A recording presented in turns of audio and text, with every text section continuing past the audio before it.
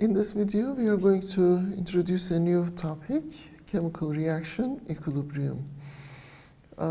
Before we start discussing chemical reaction equilibrium, let's remember what other equilibrium concepts we did have, and then we will link what we have learned so far to this new concept of chemical reaction equilibrium.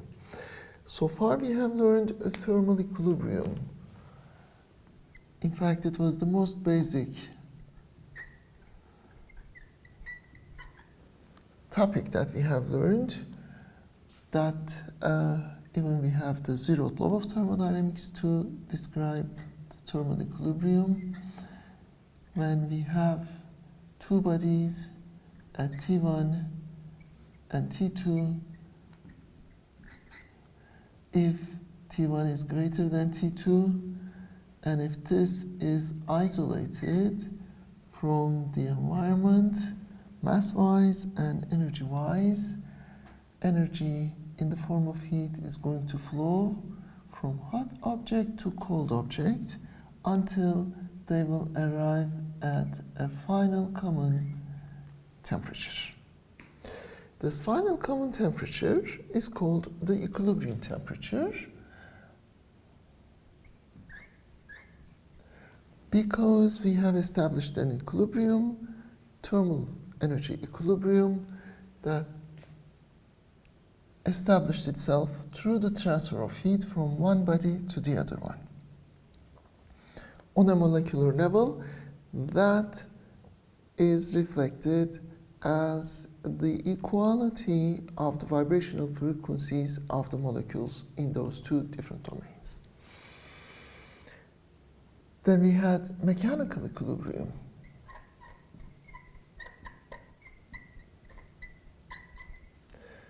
That can be described by, for example, a piston and cylinder arrangement. If we have an external pressure which is different from an internal pressure of a piston and cylinder assembly, the system will interact with its environment until we have mechanical equilibrium, equalities of pressures in those two domains. Say that the external pressure is greater than the internal pressure. We will have this piston moving down until we have equalities of pressures, and this has taken place through the work exchange of the system with its environment. Then we have learned chemical equilibrium.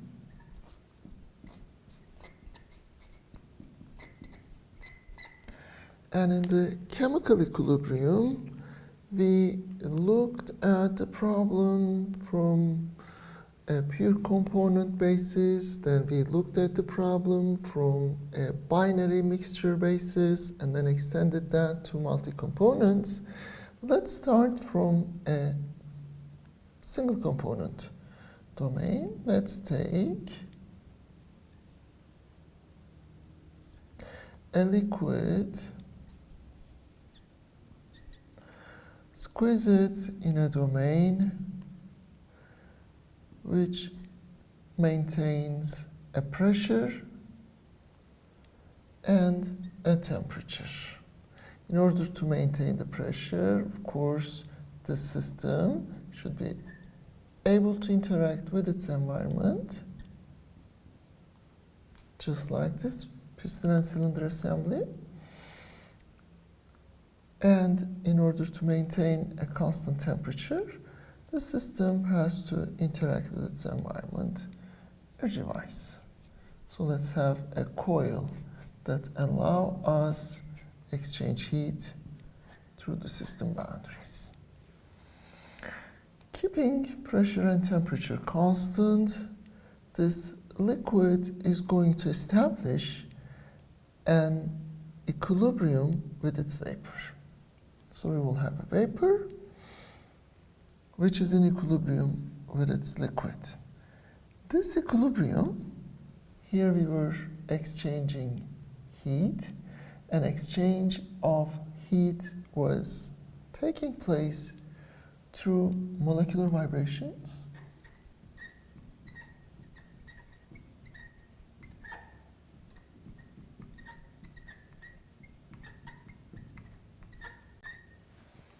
Right, this molecule vibrating and transferring its energy to the next one, this molecule vibrating, transferring its energy to the next one. And in the thermal equilibrium problem, our example was contacting two solid phases. And as a result, we really did not have much translational nor rotational movement, but we only had vibrational movement. To establish mechanical equilibrium, our molecules were experiencing translational motion as well, and that's how we identified the pressure. So we have translations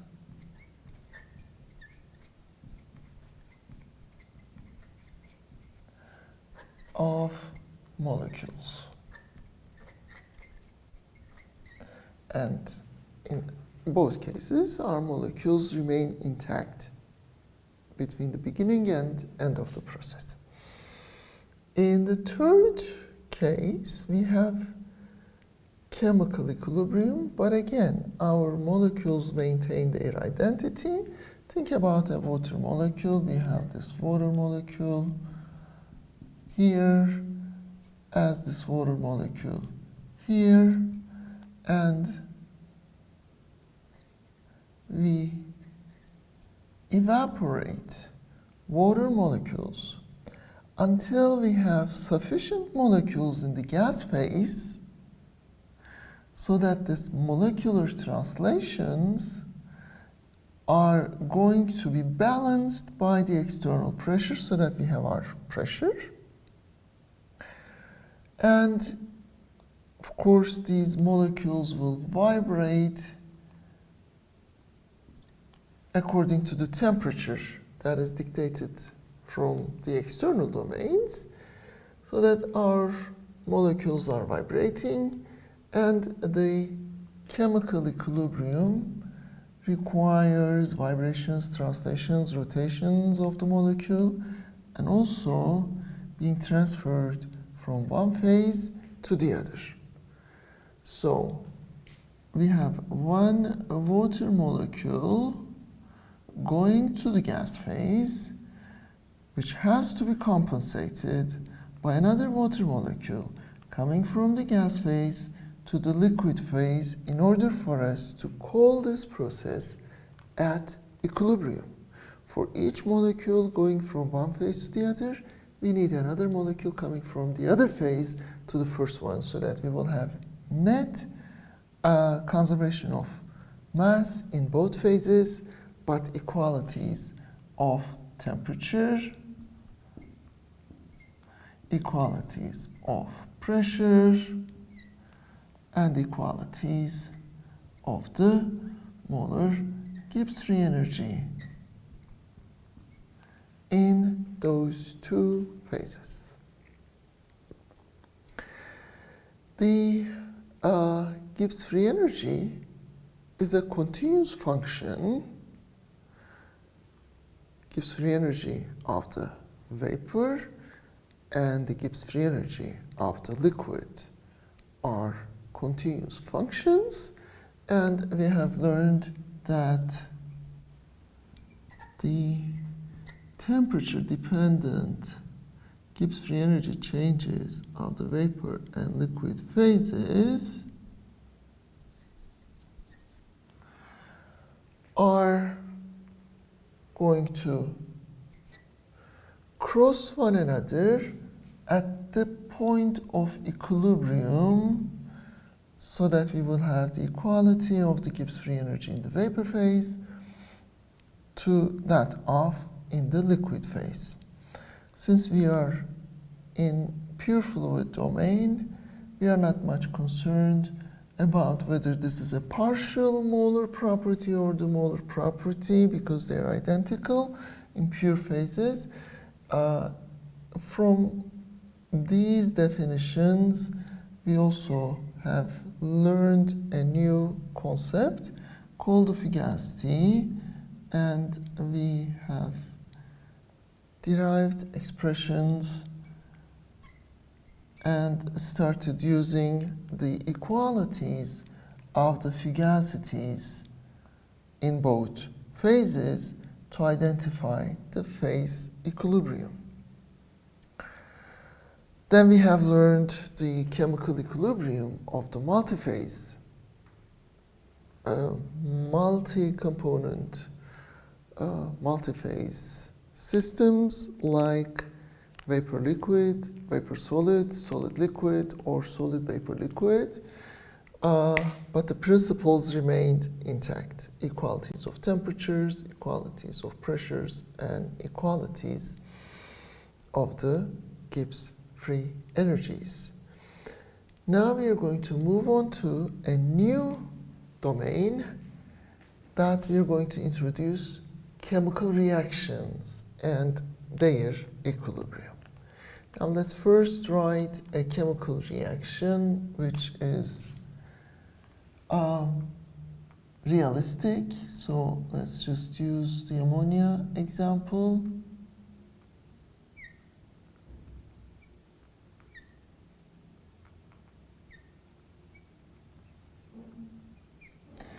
So here we have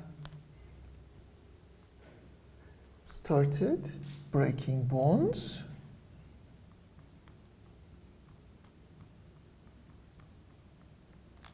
And making bonds.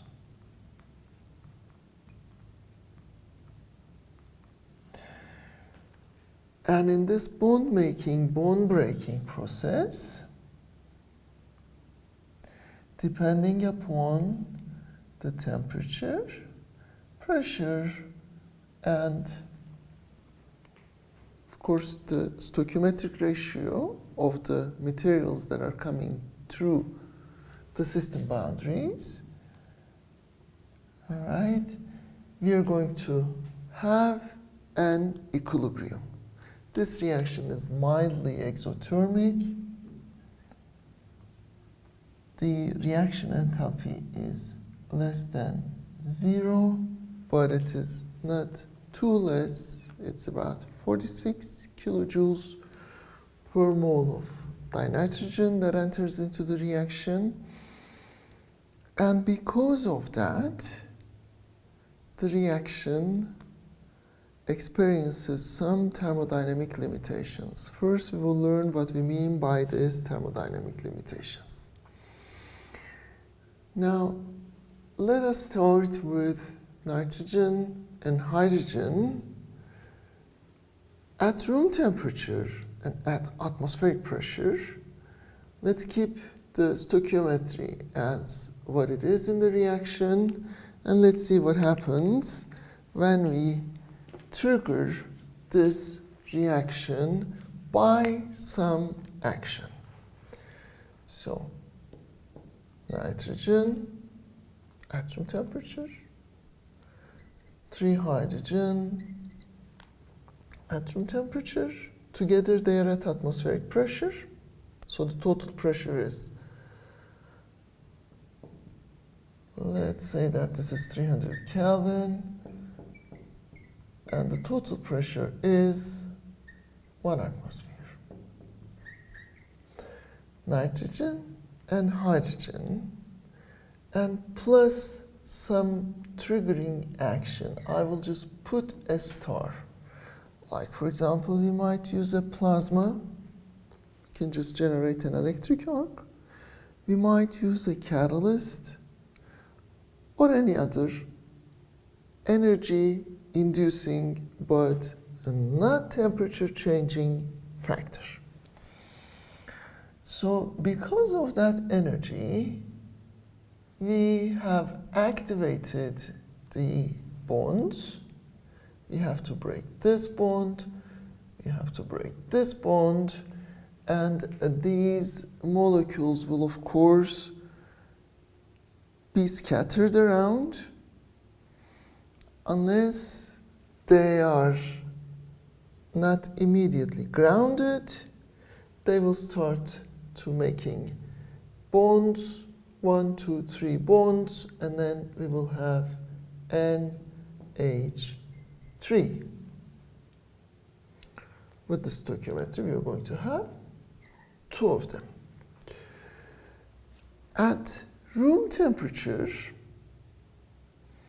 we say that we are away from equilibrium. So what happens at equilibrium? In order to define what happens at equilibrium, we have to go through the concept of reactions a little bit.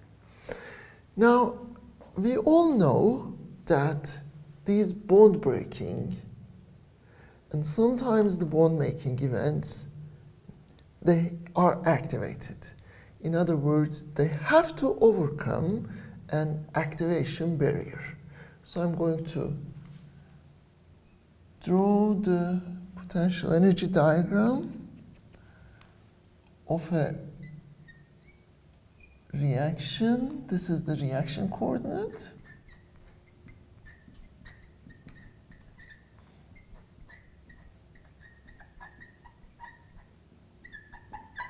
And this is energy. So here, this is the energy level of the reactants. Let's call this level 0. Let's call this the ground state. The reactants have to overcome an activation barrier before they make the products. So here are the reactants. Let's just draw this diagram for the simplistic A goes to B type of a reaction. Here we have A, an isomerization reaction, and here we have B. And between those two states, you see that there is an energy release. B is at a lower energy level than A, and therefore this energy has to be released. This is the enthalpy change of the reaction, and it is released. It leaves the system boundary. Now the top of this hill is called the transition state. We just represent this transition state by a double dagger. And A has to go through the transition state before it becomes B. And the path on the energy coordinate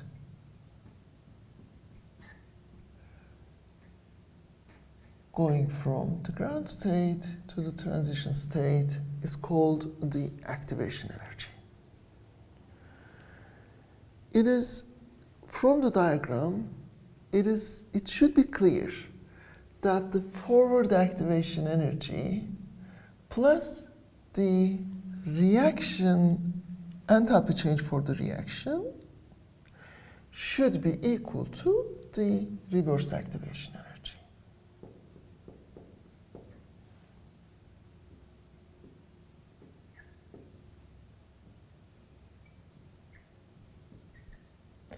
So this is equal to EA forward plus delta H reaction.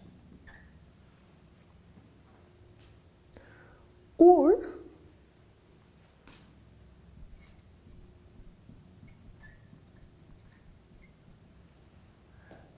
delta H of reaction is the minus sign, of course, is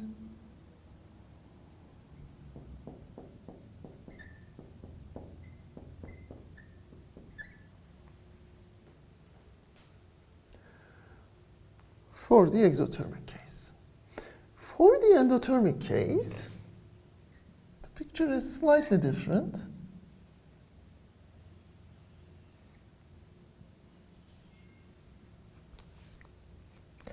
Again, we have the reaction coordinate. Again, we have the energy. And as you would guess, we start again from the ground state. Again, reaction goes through the activation barrier, but stops at an energy level that is higher than the starting point. In other words, our molecule A being converted to molecule B is going to abstract energy from the environment. Okay? So this energy, B being at a higher energy in a state which requires higher energy, means that our reactant is going to borrow energy from there. Borrow or steal energy from their environment. Now our EA forward activation energy. Forward activation energy is again the difference between the state and the transition state.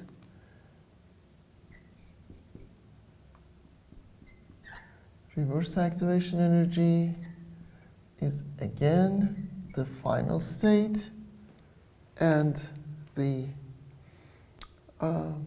transition state. And of course, in this case, E forward is equal to forward activation energy is equal to the reverse activation energy plus the enthalpy change required to carry out this chemical reaction. And here we have EA forward minus EA reverse coming out as positive. For the endothermic reactions, this is going to be negative, system loses energy. Exothermic reactions, for the endothermic reactions, system is going to gain energy. This term is going to be positive. Now, the reason that we are talking about these is going to be is going to lead us to the concept of equilibrium. Now, the reaction that I wrote on the board here has a forward arrow and a reverse arrow. The reaction I wrote here has only forward arrow, and this is deliberate because of the lower temperatures that we conceptualize this example. Our system, we say that our system is farther away from equilibrium. Now, given these concepts of activation energies, we will remember our basic chemistry, and we will write the rate constants in the Arrhenius form as K0 e to the minus e over RT. And we put A to indicate the activation energy. This is the Arrhenius expression relating the rate of a reaction to the temperature, to the system temperature. And we know that from this inverse relationship with the minus sign here and a reciprocal temperature here, we need higher temperatures for any given activation energy. We need higher temperatures for this rate constant to be higher. We need higher temperatures to have this rate constant higher, but also how high a temperature do we need depends on the activation energy as well. So we increase the temperature, that K increased, but as we increase the temperature, and let us call this K forward, let us call this K0 forward, and let us call this EA forward. All right? Let's start from an exothermic reaction. I increase the temperature. I have smaller forward activation barrier than the reverse activation barrier. And I increase temperature, the forward reaction starts to speed up. But then comes a temperature that my reverse reaction also senses that temperature, and the reverse rate constant also starts to become appreciable. So let's also write K reverse. This is going to be K0 reverse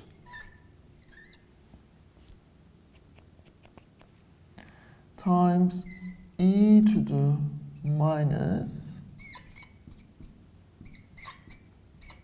EA reverse over RT. Now, both of these functions are at the same temperature, so the contribution of the temperature is going to be the same, but they have different activation energies. The reverse activation energy is larger than the forward activation energy. So this reaction goes forward more easily in comparison to the reverse direction. So it goes forward easily, but then eventually we arrive at a temperature that this reverse term starts to be more effective. And because this reverse term becomes more effective, we lose some of our rate to the reverse. In other words, if this is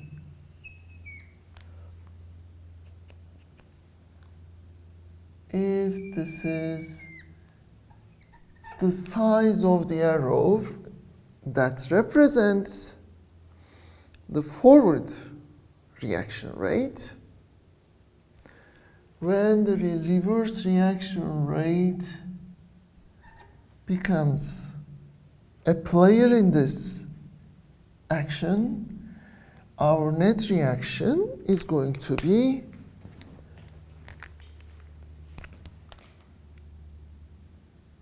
smaller if that reverse reaction was not participating in the reaction, in the overall reaction. So as we increase temperature, let me draw a higher temperature forward rate. So this is, we have a lower temperature forward rate, slightly higher temperature forward rate, even more higher temperature forward rate. See, as we increase the temperature, the rate with which forward reaction speeds up is smaller than the rate with which the reverse reaction speeds up. So our net reaction rate becomes smaller and smaller.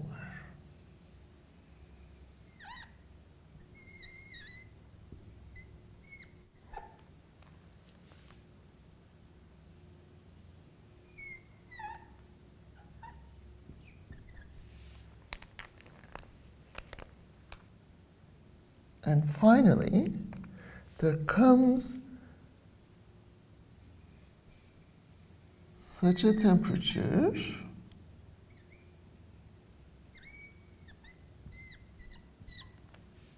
that forward and reverse rates are equal,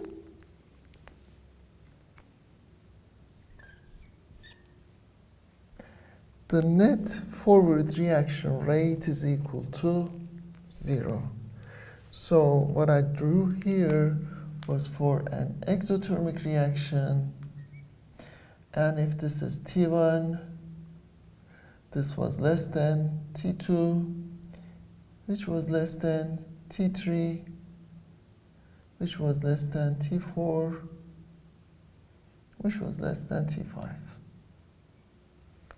Right? For an endothermic reaction, just the opposite is true. At lower temperatures, this activation barrier is far too high, so the reaction couldn't start. We need higher and higher and higher and higher temperatures when the reaction starts, and then once the reaction ignites, it just moves. All right? So this situation and the temperature, right, and equilibrium relation is represented through an equilibrium conversion versus temperature diagram. Now, before I draw that diagram, I should, from the simple A goes to B reaction example, I should clearly mention that the rate of this reaction is not only a function of temperature, but it depends on the concentration of species in the process as well. So forward rate, if this reaction is elementary, is proportional to the concentration of the species times the forward rate constant. The reverse rate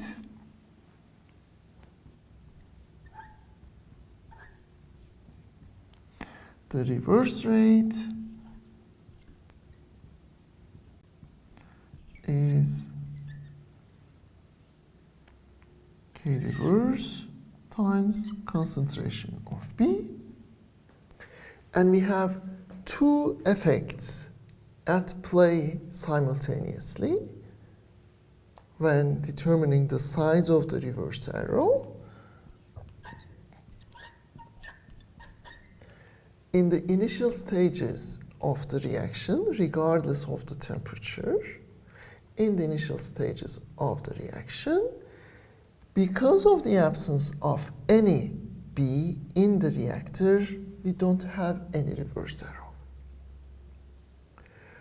So as we increase the temperature,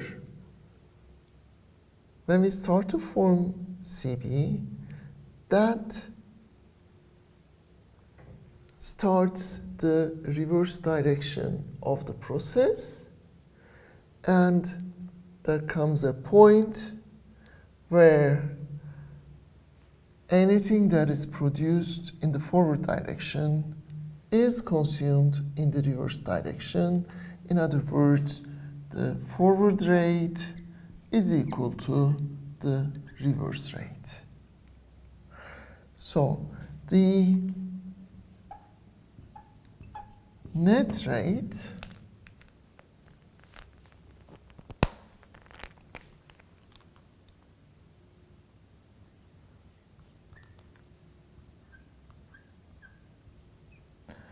is the difference between the forward rate and the reverse rate. Substituting those two expressions, we have K forward times CA minus K reverse times CB. This is freshman level of chemistry, high school chemistry. At equilibrium, this net rate is equal to 0. Like in this picture. This net rate being equal to 0 takes us to another step.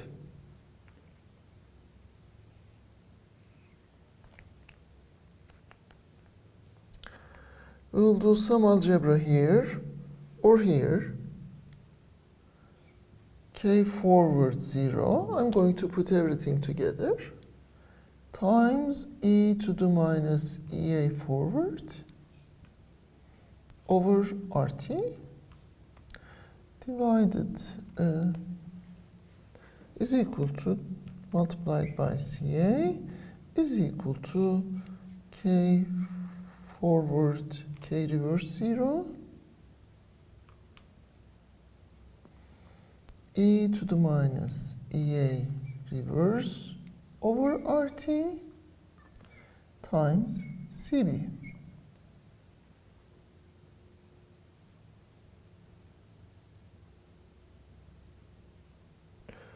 I will group similar terms together.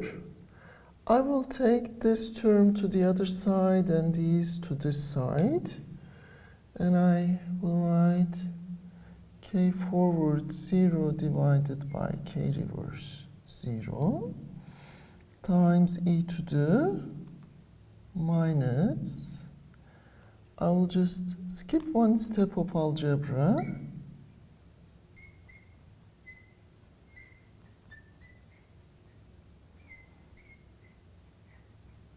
and I will combine this in the denominator. I will bring it with an opposite sign to the denominator, take into the parentheses, is going to be equal to Cb over Ca.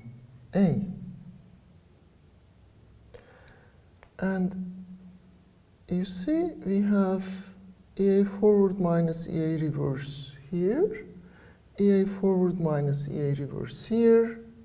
All right, we are going to forget about this positive negative signs of this example. We will just call this in a general term as delta H of reaction. All right?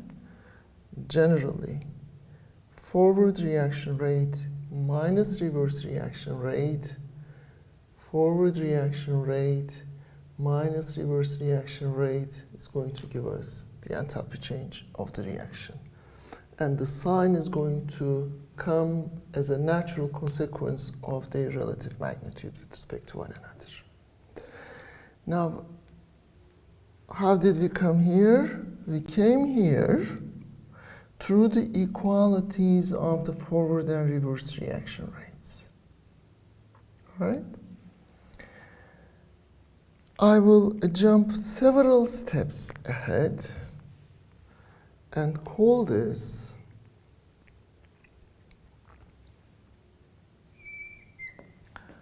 whole group as the equilibrium constant. But this equilibrium is now the chemical equilibrium.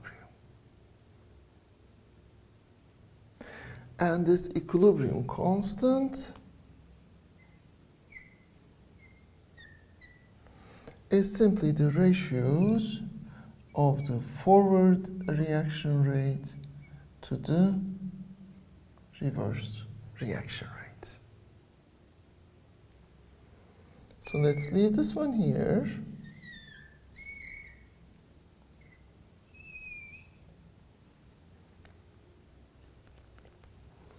Let's leave this definition here.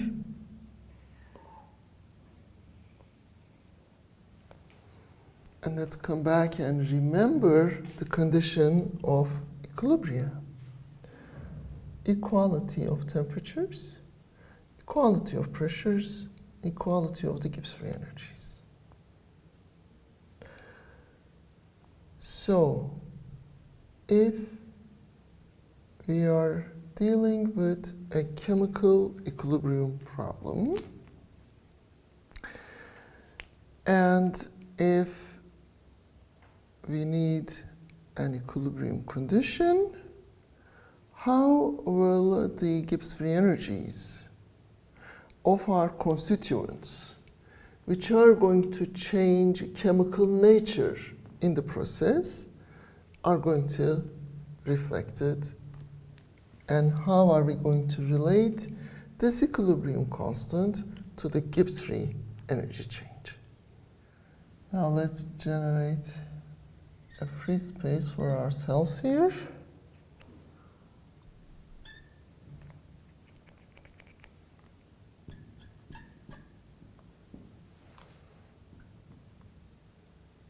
Not to confuse the content. All right, so I'm going to write my reaction in a more general term. I will use nu as the stoichiometric coefficient, A times A plus nu B times B plus nu C times C is going to be equal to 0. This is going to be the standard way that I'm going to write this reaction. The nu A's are going to tell me whether I have A in the reactant side or in the product side. So if it is in the reactant side, this is going to be less than 0. If it is in the product side, this is going to be greater than 0. So let's have A representing nitrogen, B representing hydrogen, and C representing ammonia. So nu A is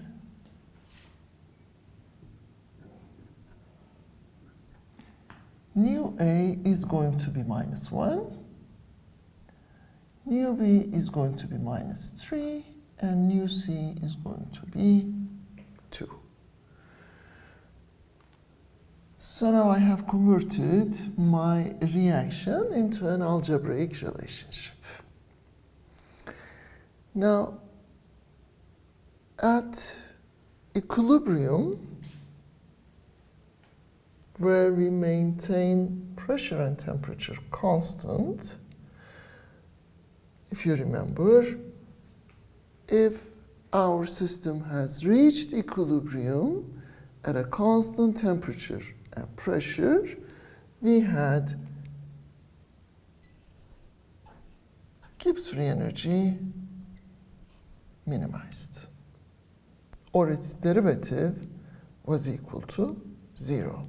So let's write the Gibbs free energy for this reaction under the chemical equilibrium domain.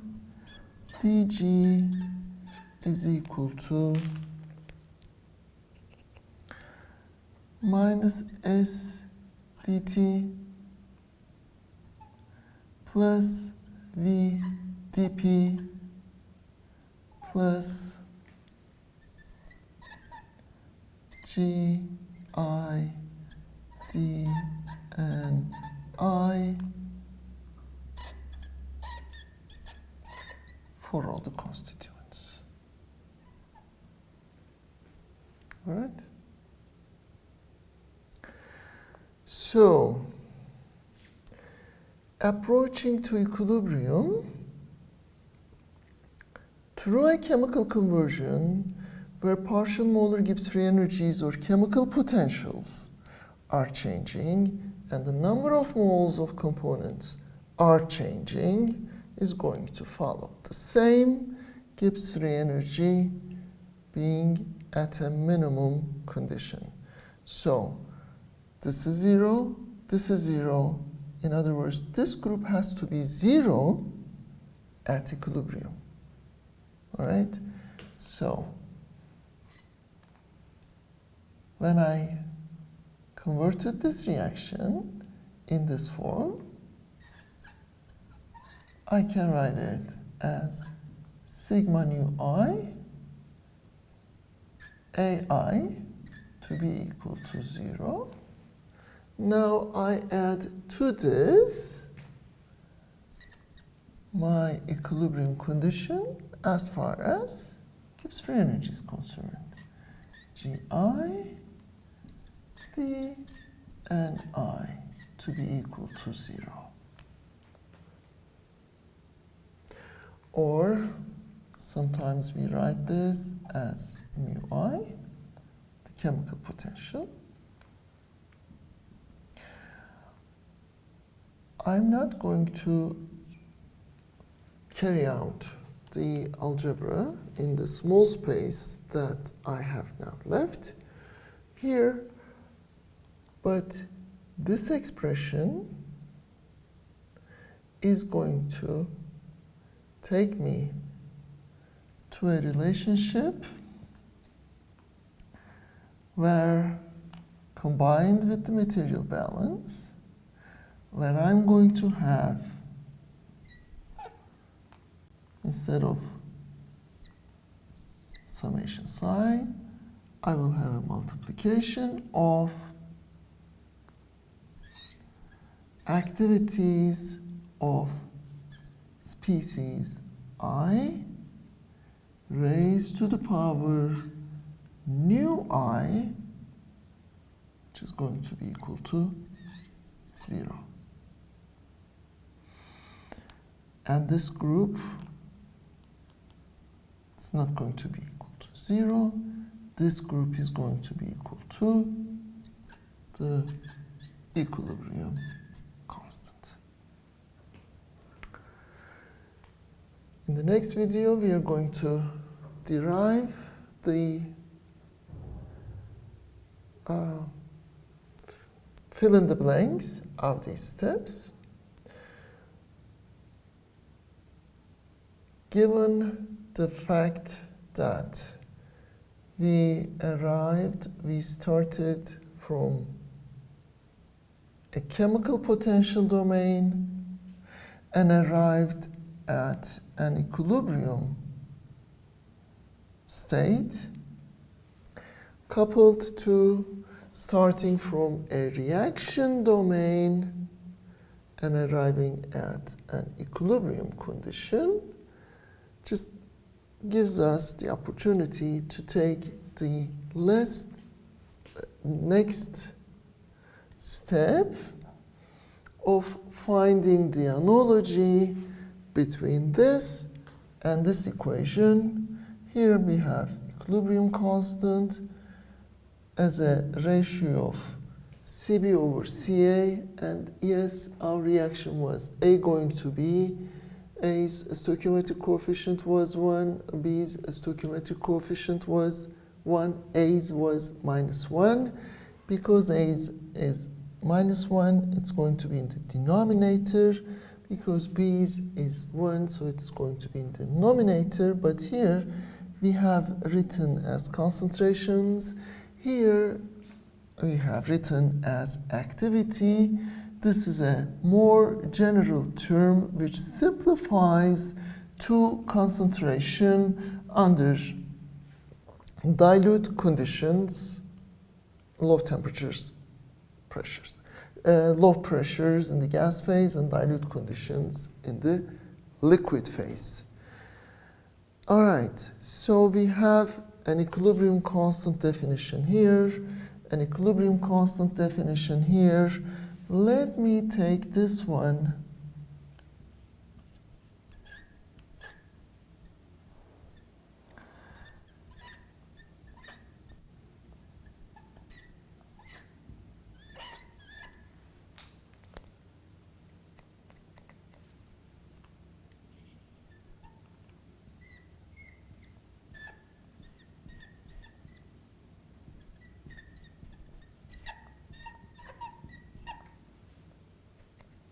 we have already derived this, that this is k forward 0 divided by k reverse 0 e to the minus delta H reaction over RT. So we are going to jump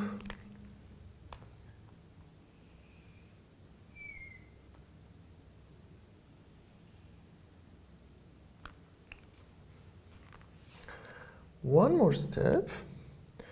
We are going to jump one more step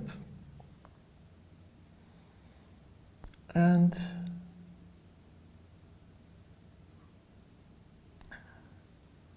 coming from through the concept of fugacities and chemical potentials, we are going to write the freshman chemistry and general description of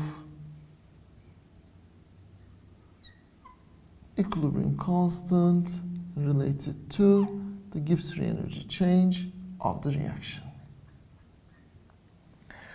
And finding the analogy between those two equations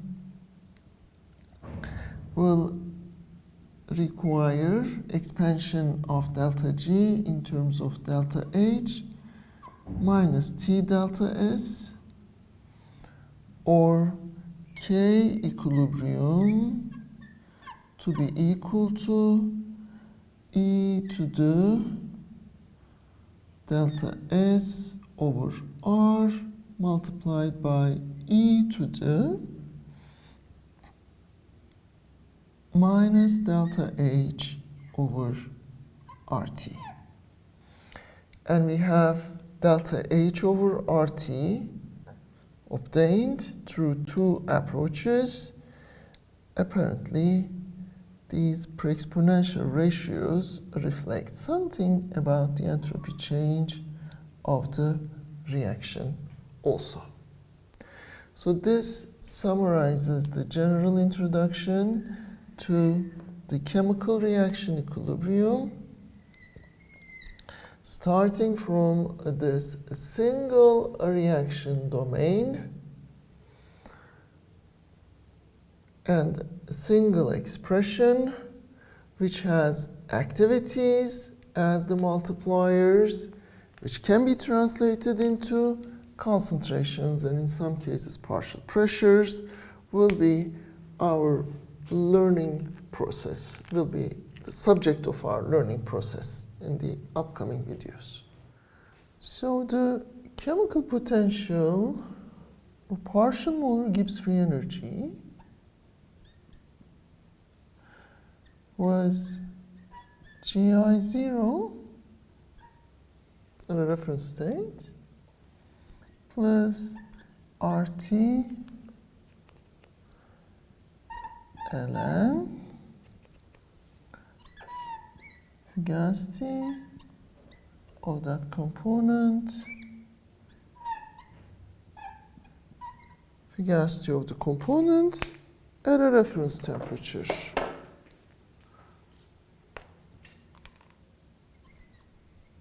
Okay. Substituting this in this expression,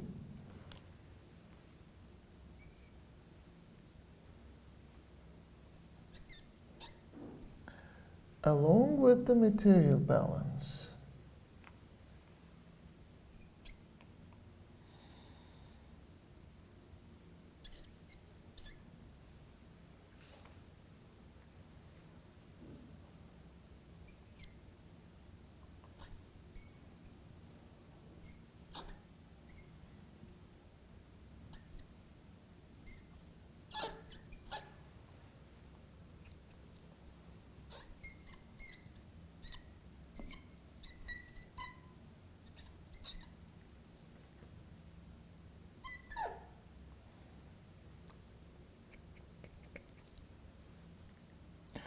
is going to lead us to the equilibrium relationship,